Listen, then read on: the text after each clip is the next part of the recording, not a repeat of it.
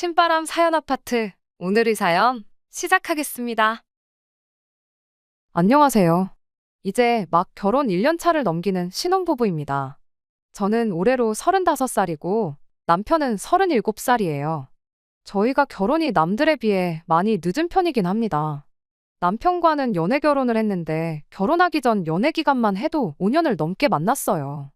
제 나이가 30을 넘기면서 그때부터 남편과 결혼 이야기를 이미 주고받고 있었습니다. 그 후로 결혼까지 거의 4년의 시간이 걸린 셈이지요.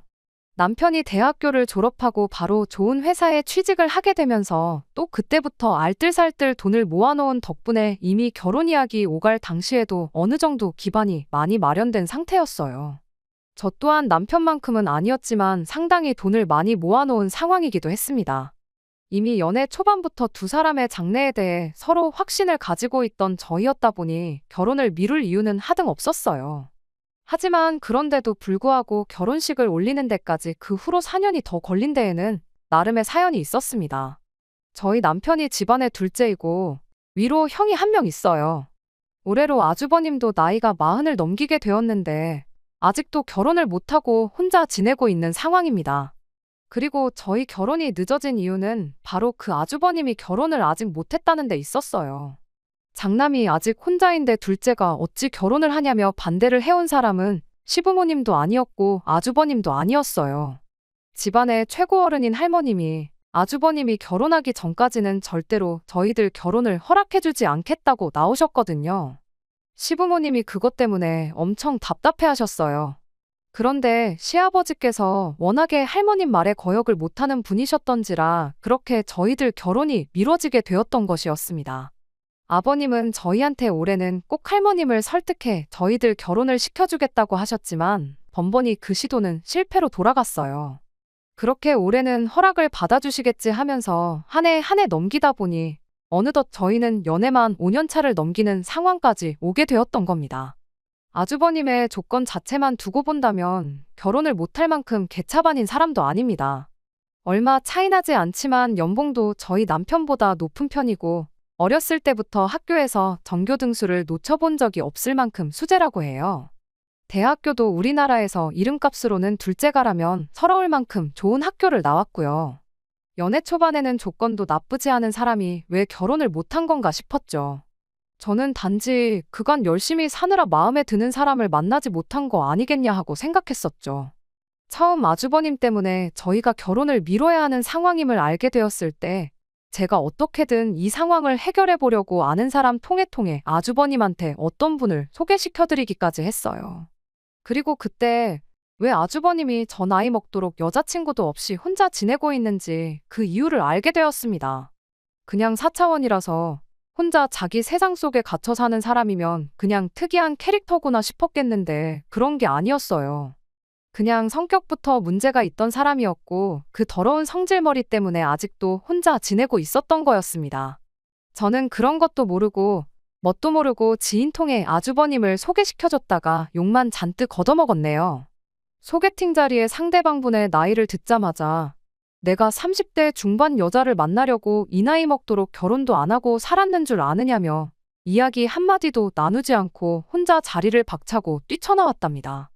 아무리 마음에 안 들었어도 동생하고 결혼하기로 한 사람인 제가 나서서 자리를 만들어준 건데 그런 건 생각도 안 하고 그런 식으로 나왔다는 것부터가 이 사람 성격이 거의 인격 파탄자에 가깝다는 걸 알 수 있었어요.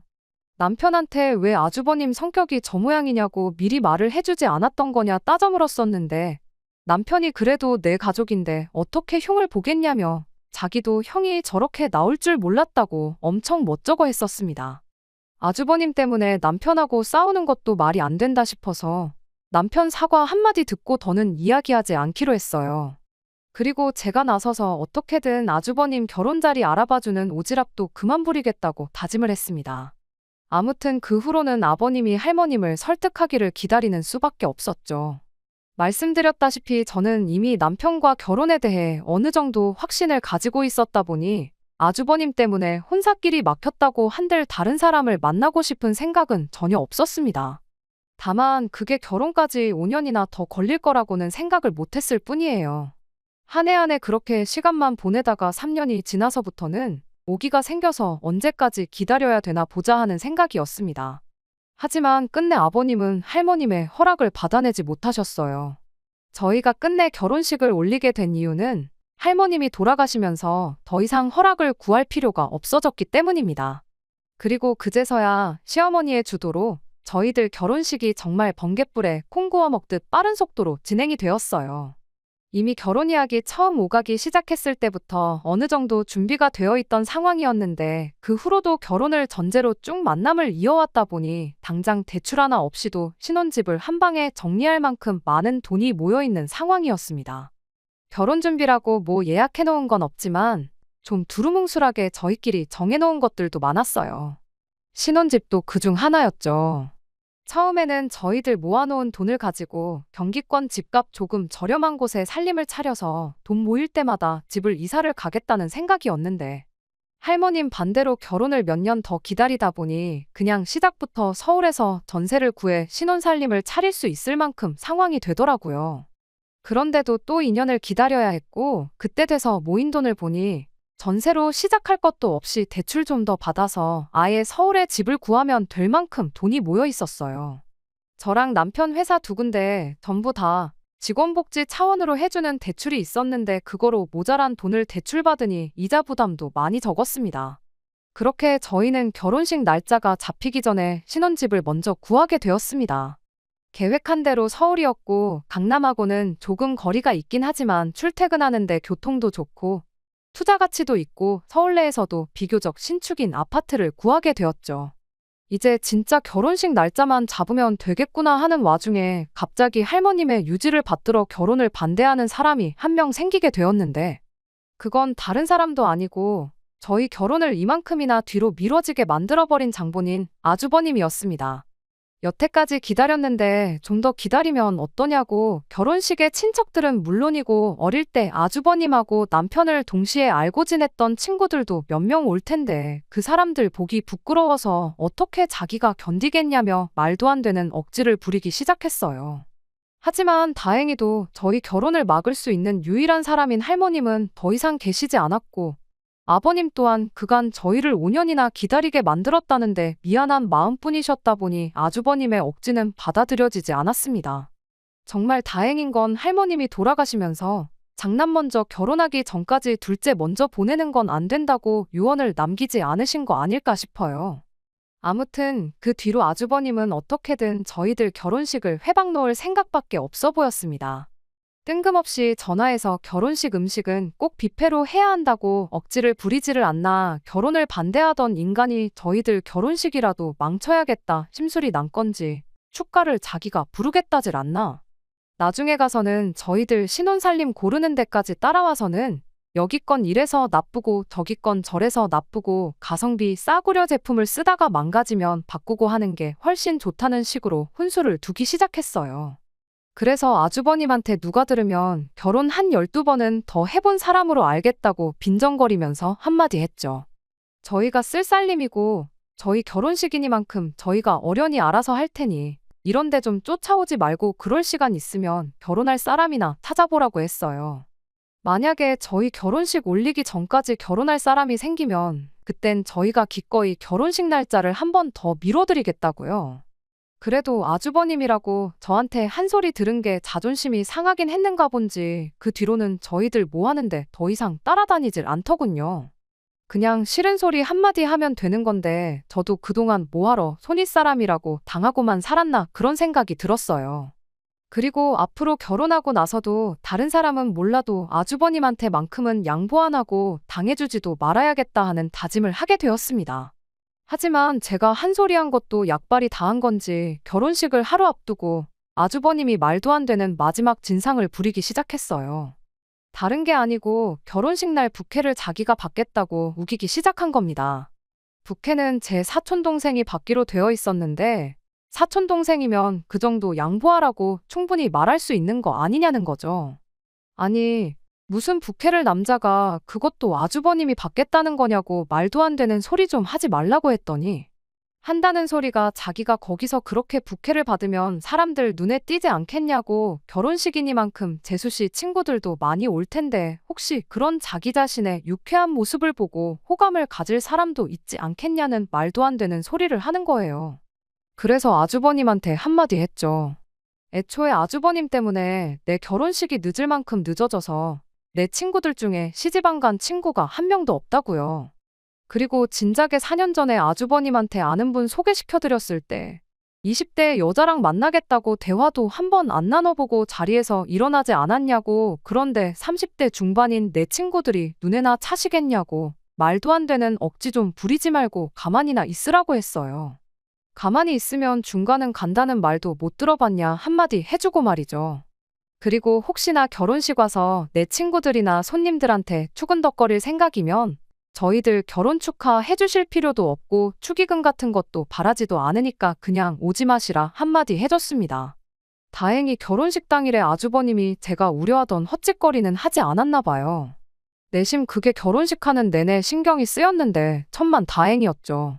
그래도 이제 결혼식까지 올렸고 진짜로 부부가 되었으니만큼 더 이상 아주버님 때문에 스트레스 겪을 일은 없겠구나 싶었어요. 그런데 그건 저희 오산이었습니다.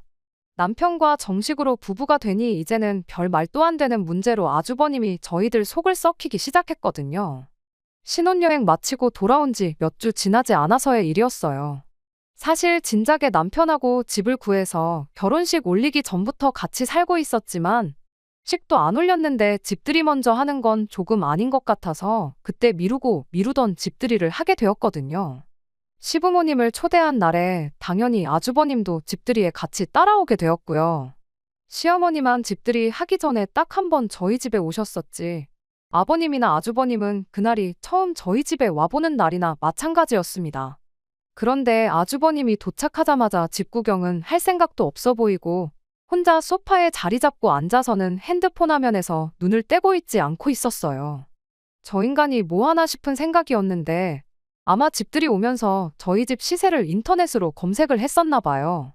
부동산 사이트 여기저기를 찾아보고 혼자서 확인을 하고는 난데없이 저희한테 이 집을 살 때 쓴 통장 내역을 좀 확인해 봐야겠다고 하는 겁니다. 갑자기 통장 내역은 뭔 소리냐 물었더니 아주버님이 대놓고 신혼부부가 시작하기엔 이 집 시세가 말이 안 된다고 따지기 시작하는 겁니다.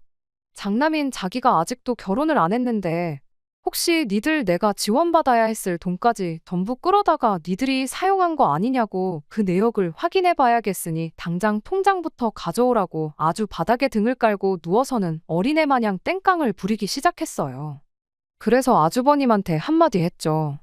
누구 때문에 결혼식도 못 올리고 연애만 5년을 더 하다 보니까 돈이 안 모일래야 안 모일 수가 없었다고요. 저랑 남편 연봉 생각해보면 진작에 모아놓은 돈도 있고 5년이면 못 모을 돈도 아닌데 그건 계산 안 해보셨냐고. 이 집에 아주버님이 지원받을 돈은커녕 양가 부모님한테 땡전 한 푼 받은 거 없으니 걱정하지 말라고 한마디 했습니다. 하지만 아주버님은 저희 말을 믿을 생각이 없어 보였어요. 애초에 통장을 보여줬어도 말도 안 되는 억지를 부리면서 또 꼬투리를 잡을 게 뻔했는데 굳이 통장 내역까지 보여줘가며 증명을 해야 할 이유도 없겠다 싶었습니다. 그랬더니 아주버님이 이젠 난데없이 잘난 척을 하기 시작했어요. 그럼 내 덕에 니들이 시작부터 이런 좋은 집에 신혼살림 차린 거나 마찬가지 아니겠냐고.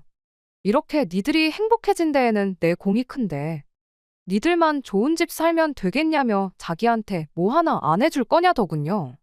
그러더니 자기가 앞으로 여자도 만나고 그러려면 멋들어진 외제차 한 대 정도는 있어야 하지 않겠냐며 난데없이 차를 한 대 뽑아달라는 소리를 하는 겁니다. 자기가 직장도 안정돼 있고 모아놓은 돈도 좀 있고 니들이 마침 결혼할 때 부모님 돈 한 푼도 안 가져갔으니 있는 돈 전부 투자해서 좋은 집 한 채 구해야겠다는 겁니다. 니들이 차 한 대 뽑아주면 그 돈만큼 집에 돈을 더 쓸 수 있으니 이제 결혼할 사람만 구하면 되는 거 아니겠냐며 저희가 좋은 집 살게 된 게 다 자기 덕이라는 듯이 이야기하는데 시부모님 보는 앞에서 이 인간을 한 대 쥐어박을 수도 없고 정말 미치고 팔짝 뛸 노릇이었어요. 시부모님은 그 와중에 아주버님 눈치를 보면서 면허도 없는 게 자동차가 웬 말이냐며 일단 면허부터 따고 이야기하자고 상황을 대충 무마해 주셨습니다. 결국 저희 신혼집 집들이날 아주버님 어깃장 부리는 꼴이나 실컷 구경하고 말았지 딱히 아무 일도 없긴 했지만 그때부터 뭔가 서운하고 억울한 마음이 들기 시작했어요. 그간 아주버님이 온갖 가지 어깃장을 부리면서 진상짓을 하는 데 있어서 뭐라고 말 한마디 하는 사람 아무도 없고 오직 저 혼자만이 아주버님을 상대하고 있었다는 게 그렇게 서운할 수가 없었습니다. 어머님이며 아버님이며 그저 아주버님 눈치 보기 바빴지. 거기에 남편 또한 아주버님이 저럴 때마다 아주버님한테는 아무 말도 안 하고 그저 그러려니 하자고 저를 설득하기 바빴거든요. 할머님만 아니었으면 당장에라도 결혼을 시켰을 거라는 말보다 5년이란 세월을 기다린 저한테 미안하다느니 고맙다느니 말 한마디 없었던 것도 여지까지 괜찮았는데 그때부터 괜히 더 서운해지기 시작했어요. 그 후에도 아주버님이 나를 두고 니들이 감히 먼저 결혼할 생각 말라며 저희 결혼 준비하는 데까지 쫓아나와 회방을 놓는데 그걸 못하게 막기는커녕 따라다니게 내버려 뒀었던 것도 생각나고 그냥 모든 상황이 다 서운하고 마음에 들지 않을 뿐이었습니다. 아주버님 때문에 나이 35 먹고 결혼한 것도 억울해 죽겠는데 여태껏 기다렸으니 그냥 저놈이 저러는 거 참고 살라는 걸로밖에 받아들여지지 않았거든요. 끝내 결혼을 하기는 했지만 그게 어떻게 온 가족이 나서서 도와준 게 아니라 결혼식 못하게 막았던 할머님이 돌아가신 덕분에 올린 거지. 만약에 할머님이 아직도 살아계셨다면 아직도 남편하고 연애만 하고 있었어야 했던 상황이잖아요. 그나마 아주버님이 억지 부릴 때 편을 안 들어줘서 다행이지. 아주버님 억지까지 받아줬으면 아마 35 먹고 결혼도 포기하고 다른 사람 찾아봤어야 할 저였습니다. 애초에 아주버님이 결혼 못한 게 제 탓도 아닌데 정말 백번양보해서 제가 아는 분 소개시켜줬을 때 그때라도 좀 잘해보는 척이라도 했다면 5년이나 기다릴 것도 없었을 일인 거잖아요. 뭐 이 상황을 남편한테 따진다고 한들 이미 다 지난 일인데 미안하단 소리나 한번 듣고 말겠지 싶어서 그냥 여기까지만 하고 말았습니다. 다만 남편한테 아주버님이 제정신 차릴 때까지 나는 최대한 시댁에 거리를 두고 지내겠다 선언했어요. 적어도 마주칠 일 없으면 스트레스 받을 일도 없을 거라 생각했고 지난 일 되새겨봐야 저한테만 손해인데 결혼했으니만큼 앞으로 행복할 날만 생각하며 사는 게 오히려 저한테 이득이겠거니 그렇게 생각하고 말았습니다. 아무튼 저희가 결혼을 늦게 한 만큼 자녀 계획은 최대한 빨리 갖기로 결정을 했습니다. 이미 결혼을 늦게 한 덕분에 모든 게 준비된 상황이었으니만큼 저희한테는 거리낄 게 없었거든요. 그리고 지지난달에 자연임신에 성공을 했어요. 그간 아주버님 꼴 보기 싫어서 시댁과는 왕래 없이 지내긴 했지만 아이가 생겼다는 소식까지 숨길 이유는 없다 싶어서 그렇게 다시 시댁에 전화 한 통 드렸습니다. 남편이 시부모님께 할머니 할아버지 될 준비하라고 한마디 건네자마자 정말 전화기 너머로 얼마나 두 분이 기쁜지 느껴질 만큼 좋아하는 소리가 들려왔어요. 그때 가선 저도 살짝 그간 연락 안 하고 지냈던 데에 죄송한 마음도 들더라고요. 사실 아주버님 때문에 서운하게 만들었어서 그렇지 시부모님이 두 분 다 저한테 못됐게 굴거나 하셨던 적은 단 한순간도 없었거든요. 연락 없이 지내는 동안 어느 정도 마음 정리도 됐고 아주버님이 원래 저런 인간이라는 거 누구보다 잘 알고 있으니 그냥 연 끊고 지내듯 무시하면 그만이겠구나 생각하고 시부모님께 좀 더 자주 연락드리겠다 말하고 두 분과도 잘 풀었습니다. 그렇게 기쁜 소식을 전해드린 날 저녁의 일이었어요. 아직 먹덧할 때는 아니었는데 그날따라 왠지 떡볶이가 먹고 싶더라고요. 그래서 남편한테 매콤한 게 땡긴다고 했더니 남편이 그 말 듣자마자 잠옷바람에 외투만 대충 걸치고 차키랑 지갑만 들고는 떡볶이 금방 사오겠다고 집 밖을 뛰쳐나갔죠. 한 15분이 지났나 남편이 집에 올 생각을 안 하더라고요. 왜 이렇게 늦냐고 전화를 했는데 전화기가 집에서 울리더라고요. 급하게 나간다고 전화기를 두고 갔던 거죠. 전화기도 안 챙긴 마당에 차키는 챙겨나간 걸로 봐서 집 앞에 있는 분식집 아무데나 가서 사오는 게 아니라 제가 평소에 제일 좋아하는 친정집 동네에서 자주 가던 그 떡볶이집에 있는 걸로 사오려고 그러는구나 싶었습니다. 이럴 줄 알았으면 그냥 아무 데서나 사오라고 미리 말을 해줄 걸 그랬나 싶었어요. 그렇게 혼자서 남편 오기를 기다리던 와중에 남편 전화기가 울려대기 시작했습니다. 슬쩍 전화기를 보니 아주버님이더라고요. 한참 연락 끊고 지낼 적에 니들 그렇게 해서 어디 얼마나 잘 사는지 보자며 그 뒤로 먼저 연락 한 번 한 적 없는 사람이 마침 시부모님하고 오해를 풀었던 날에 전화를 해대니 기분이 살짝 꺼림직했습니다. 어차피 저한테 걸려온 전화도 아니고 해서 그냥 전화 끊어질 때까지 무시하고 가만히 있었죠.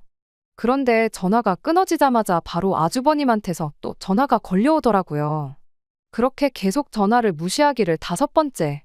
남편이 없으니 핸드폰을 풀어서 진동으로 바꿀 수도 없고 벨소리는 또 얼마나 시끄러운지 정신이 다 없더군요. 그래서 그냥 제가 전화 받아서 남편이 잠깐 외출했으니 나중에 전화 걸어달라 한마디만 하고 끊어야겠다 생각했고 그대로 전화를 받았습니다. 그런데 전화 받기가 무섭게 아주버님이 전화기에다 대고 정말 육두문자를 날리며 욕을 하더라고요. 혀가 살짝 꼬부라져 있는 게 술에 좀 취한 듯 보였습니다. 제가 누군지도 확인하지 않고 아주 시작부터 있는 욕 없는 욕 쏟아내다가 갑자기 악담을 하기 시작했어요. 자기가 무슨 형으로서 동생 잘 되길 바라는 마음에 순서도 모르고 형보다 먼저 결혼하겠다는 거 양보해줬는데 어떻게 애까지 먼저 만들 수가 있냐면서요. 지가 먼저 결혼해서 애 낳을 때까지 저희가 기다렸어야 하는 게 정상 아니냐고 말도 안 되는 소리를 하더라고요. 그래서 어이가 없어서 그건 또 무슨 소리냐고 제가 한마디 했어요. 그랬더니 내 동생은 어쩌고 네가 전화를 받냐면서 남편한테 쏟아내던 분노를 저한테 쏟아내기 시작하는 겁니다.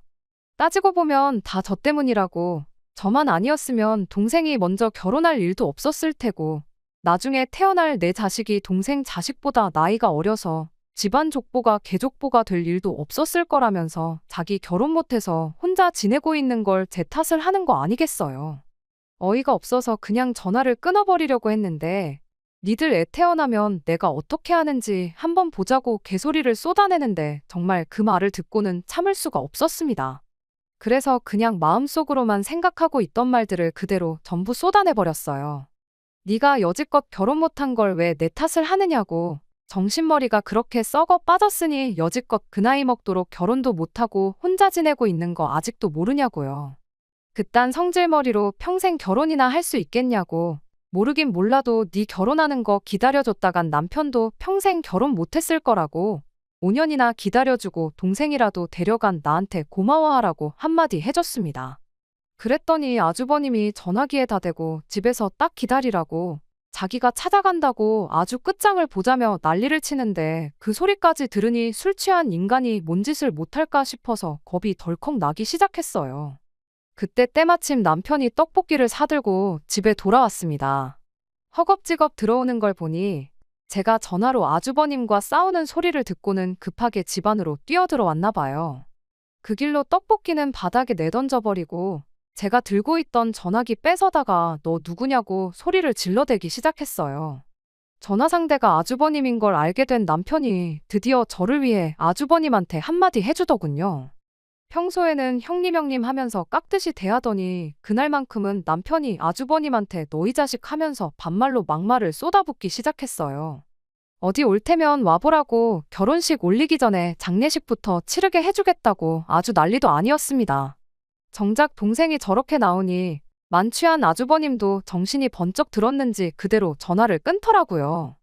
남편이 저한테 왜 그러니까 무슨 영양가가 있다고 그 전화를 받았냐고 한마디 하기는 했는데 저는 드디어 남편이 저를 위해서 한마디 해줬다는 사실이 그렇게 기쁠 수가 없었어요. 그렇게 다음날 시부모님이 아주버님을 끌고 집에 찾아오셨습니다. 그간 아주버님 눈치 보면서 그냥 어깃장 부리는 거 내버려뒀던 시부모님도 상황이다 보니 확실히 짚고 넘어가야겠다는 생각을 하셨나 봐요. 집에 들어오자마자 저희들 앞에 아주버님을 무릎부터 꿇게 하더라고요. 그리곤 드디어 시부모님도 아주버님한테 한마디 해주셨어요. 안 그래도 네 할머니 때문에 좋은 시절 다 보내고 이제야 결혼한 동생한테 미안한 마음도 안 드냐고요. 자기 때문에 5년을 낭비한 애들한테 미안한 마음을 갖기는커녕 잘한 게 뭐가 있다고 큰 소리를 떵떵 치느냐고. 곰도 마늘하고 쑥만 먹여서 사람을 만들었는데 니는 도무지 어떻게 해야 사람을 만들지 모르겠으니 니 스스로 그 답을 찾을 때까지는 가족들 앞에 얼씬도 할 생각 하지 말라며 한 달 시간을 줄 테니 집 나가서 혼자 살라고 강하게 한마디 해주셨습니다. 그리고 앞으로 결혼이 되었든 당신들로부터 땡전 한 푼 받을 생각 하지 말고 네 동생이 했듯이 네 혼자 힘으로 알아서 살라고 한마디 하시고는 집에서 미리 챙겨온 짐 가방을 아주버님한테 던져줬어요. 집안에 왕노릇 하면서 깽판만 치던 아주버님이 시부모님 두 분이 그렇게 나오니 찍소리도 못하고 있다가 짐가방 던져주면서 집에서 아예 내쫓기게 생기니 그제서야 눈물을 질질 짜면서 죄송하다 빌기 시작하더라고요. 시부모님이 나한테 죄송할 게 아니라 네 동생하고 우리 며느리한테 사과하라고 단호하게 한마디 하시는데 아주버님은 자존심이고 뭐고 챙길 것도 없겠다 싶었는지 말 끝나기가 무섭게 저희한테 큰절까지 하면서 사과를 하기 시작했습니다. 거기서 남편이 시부모님한테 한마디 하더군요. 지금 사과만 가지고는 진심인지 아닌지 모르겠다고. 형님이 부모님 댁 나가서 한 1년 정도 고생하다가 그리고 나서 다시 사과하면 받아줄 수도 있을지 모르겠다고 한마디 하더라고요.